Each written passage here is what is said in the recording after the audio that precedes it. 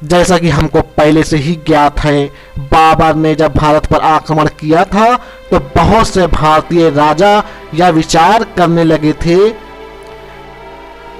यह विचार किए हुए थे कि बाबर भारत पर आक्रमण करके यहाँ से लूट मार करके यहाँ से स्वदेश वापस चला जाएगा और इस प्रकार इब्राहिम लोदी कमजोर हो जाएगा और वह भारत के सिंहासन पर आसीन हो जाएगा।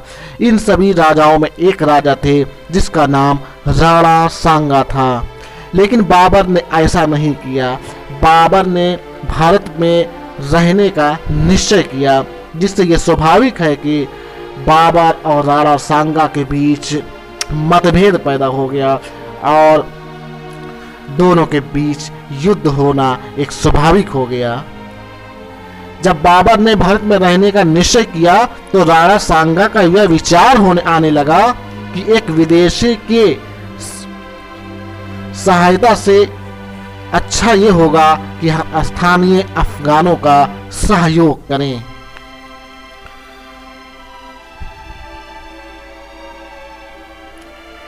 इस कारण उसने हसन खां मेवाती से बाबर को भारत से बाहर निकालने की सहायता मांगी।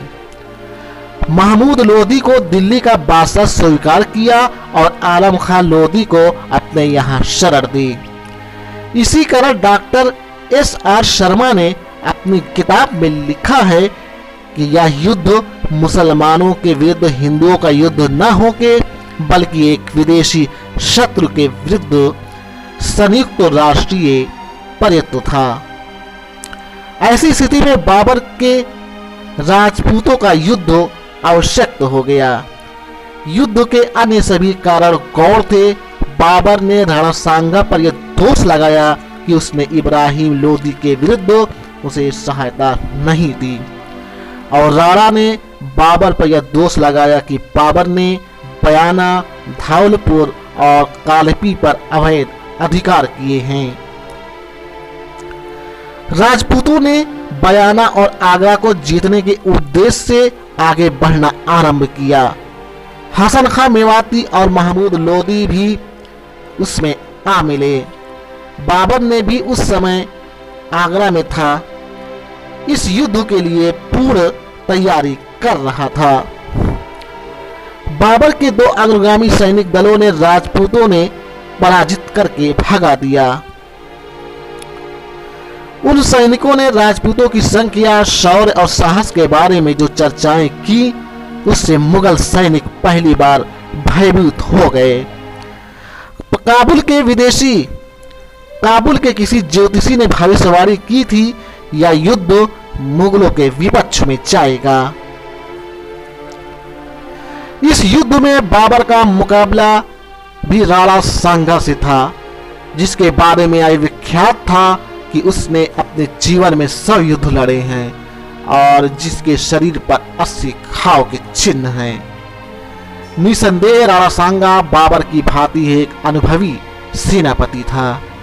ये सभी बातें मुगल सेना के नैतिक मनोबल को कम करने के लिए काफी था। ऐसी स्थिति में बाबर ने सेनापति, नेता और मानव बुद्धि पर पारखी होने की सहज बुद्धि का प्रयोग किया। उसने अपने सैनिकों के मनोबल को बढ़ाने के लिए बहुत से नाटकीय ढंग से भी बहुत से कार्य किए, जैसे कभी शराब न पीने की शपथ ली, शराब के प्याले और बर्तन को तोड़वा दिया, गजनी से आए हुए शराब में नमक डलवा दिया, बची हुई शराब को जमीन पर उड़ेल दिया, मुसलमानों को तमगा अथवा व्यापारिक कर से मुक्त कर दिया, अपने सैनिकों के सामने एक जोशीला भाषण दिया। युद्ध के पश्चात स्वदेश जाने के इच्छुक सैनिकों को वापस जाने देने का आश्वासन दिया और 11 फरवरी 1527 ईस्वी को जिहाद घोषित कर दिया। उसके इस कार्य का उचित एवं अपेक्षित प्रभाव पड़ा। बाबर के सभी सैनिकों और सरदारों ने कुरान पर हाथ रखकर मरते दम तक युद्ध करने की कसम खाई।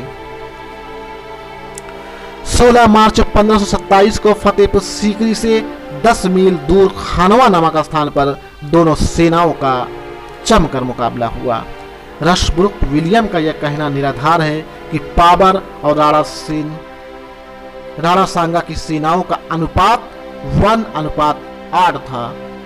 Doctor A.L. श्रीवास्तव के अनुसार यह अनुपात 1:2 था, जो अधिक तर्कसंगत लगता है। बाबर की सेना में लगभग 40,000 सैनिक थे, जबकि राणा सांगा की सेना में 80,000 सैनिक थे। 16 मार्च को प्रायः 9 बजे युद्ध आरंभ हुआ और 20 घंटे तक यह युद्ध चलता रहा। राणा सांगा युद्ध में घायल हुआ और युद्ध के बीच में ही उसे सुरक्षित स्थान पर ले जाया गया। राजपूतों ने मुगल घुड़सवारों और तोपखानों के आक्रमण का बहुत ही साहस और वीरता से मुकाबला किया और अंत में राजपूत सेना तितर बितर होने लगी और बाबर की विजय हुई।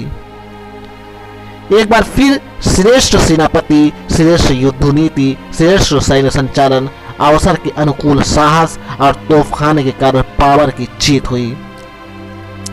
युद्ध आरंभ होने से थोड़े समय के पश्चात ही राणा सांगा घायल हो गया और उसे युद्ध स्थल से हटना पड़ा। राणा के स्थान पर झाला अज्जा को राजा का मुकुट पहना दिया गया, जिससे सेना का साहस न टूटे।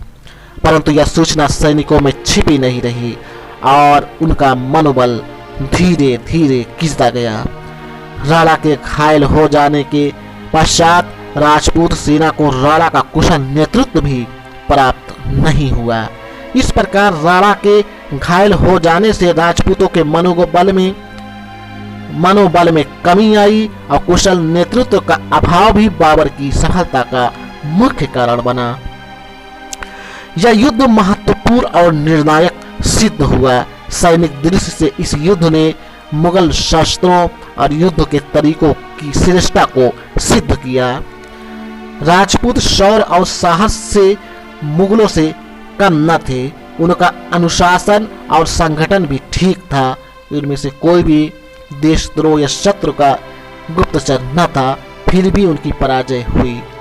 राजनीतिक दृष्टि से इस युद्ध से राजपूतों की शक्ति दुर्बल हो गई। बाबर ने युद्ध में मारे गए राजपूतों के सिरों की एक मीनार खड़ी कर दी और काशी की उपाधि धारण की।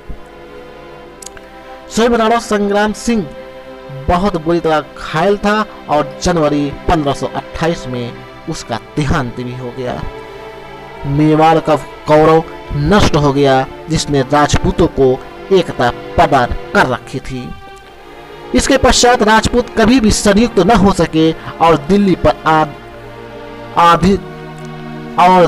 पर आधिपत्य करने का कभी सपना पूरा नहीं कर सके। राजपूतों की शक्ति क्षीण हो जाने से अफगानों की मुगलों से संघर्ष करने की शक्ति दुर्बल हो गई। हसन खान मेवाती इस युद्ध में मारा गया और आलम खान लोदी तथा महमूद लोदी भाग गए। मुगलों और बाबर के लिए यह युद्ध निर्णायक था। मुगल वंश की स्थिति भारत में दृढ़ हो गई तथा बाबर की शक्ति का केंद्र काबुल से हटकर हिंदुस्तान हो गया। बाबर का घुमक्कड़ और अस्थिर जीवन समाप्त हो गया।